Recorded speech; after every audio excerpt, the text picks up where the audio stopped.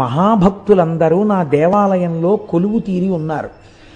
వీరికి నమస్కరించి వీరి అనుగ్రహంతో నా దగ్గరికి వస్తాడా, వీళ్ళంతటి వాళ్ళు వీళ్ళెందుకని నా దగ్గరికి వస్తాడా చూద్దామని వీళ్ళని వదిలి లోపలికెళ్ళిన వాడిని చూడగానే ఇలా మొహం తిప్పుతాట పరమేశ్వరుడు. కాబట్టి మీకు ఆ ఈశాన్యలింగం అని ఉంది అరుణాచలంలో ఈశాన్యలింగం దగ్గర నందీశ్వరుడు ఇలా ఉంటాడు. మొన్న మేము వెళ్ళినప్పుడు ఆయన్ని ఎందుకు అలా మొహం పక్కకి తిప్పుకొని ఉన్నాడు అని అడిగితే ఆయన తమిళంలో చెప్తే ఏదో వచ్చిన వాళ్ళు ఎవరో దాన్ని తర్జుమా చేశారు. ఒక మహాభక్తుడు ఒక ఆయన, కొంతమంది భక్తులు పల్లెటూరు నుంచి వచ్చారు కానీ వాళ్ళు పరమభక్తులు.